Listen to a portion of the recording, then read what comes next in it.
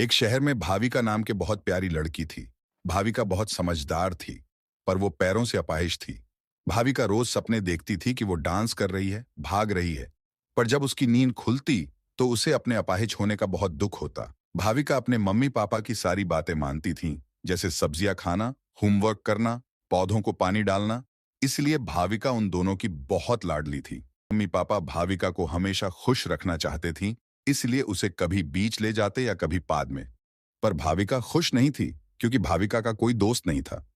एक दिन की बात है, भाविका अपने क्लासरूम में बैठी थी और उसका ध्यान बाहर खेल रहे बच्चों पर गया। उसने सपना देखा कि वो भी उन बच्चों के साथ बिना बैसाखी के खेल रही है।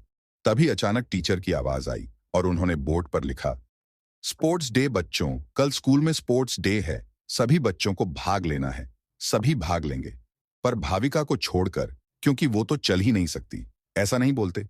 बबलू चलो, भाविका को सॉरी बोलो। सॉरी। स्कूल खत्म हुआ और उदास भाविका स्कूल ग्राउंड के पास आई। आसपास कोई नहीं था। उदास भाविका फूट फूट कर रोने लगी। तब ये अचानक उसे एक आवाज सुनाई दी। वो यहां वहां देखने लगी, पर उसे कोई नहीं दिखाई दिया। अचानक उसे लगा कि शायद आवाज बेंच के नीचे से आ रही है, और उसने झुक कर देखा। एक कबूतर का बच्चा बेंच के नीचे फंसा हुआ था। तो तुम यहां हो।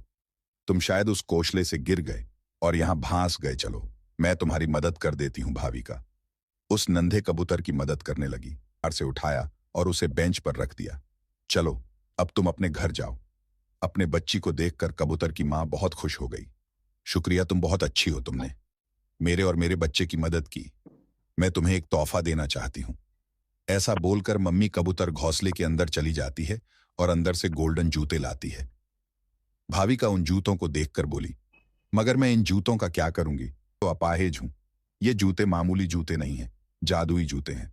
इन्हें पहनकर तुम चल सकोगी, दौड़ सकोगी और जो चाहो वो कर सकोगी। भाविका ने जैसे ही जादुई जूते पहने, वो अपने पैरों पर सच में चलने लगी। भाविका बहुत खुश हो गई। जूते पहनकर भाविका घर पहुंची। उसके मम्मी पापा अपनी लाडली को पहली बार चलता हुआ देख चौंक गए। वो अपने आंसू रोक नहीं पाए।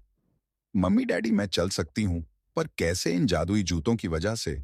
मैंने एक नन्हे कबूतर की मदद की, तो मम्मी कबूतर ने मुझे ये जादुई जूते तोहफे में दिए। अगले दिन भाविका स्पोर्ट्स डे में भाग लेने गई। सभी लोग भाविका को वहां देख चौंक गए।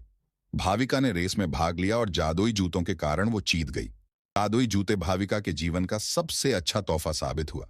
इसके बाद भाविका के पैर कभी नहीं रुके।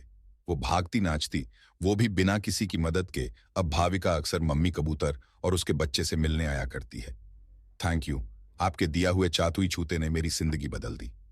अब मैं बिना किसी सहायता के जी सकती हूँ। भाविका का हर सपना अब सच हो गया था। वो चल सकती थी, नाच सकती थी, कूद सकती थी, खेल सकती थी, और अब उसके बहुत दोस्त थे। इसलिए कहते हैं कि दूसरों की मदद करने से खुद की मदद होती है।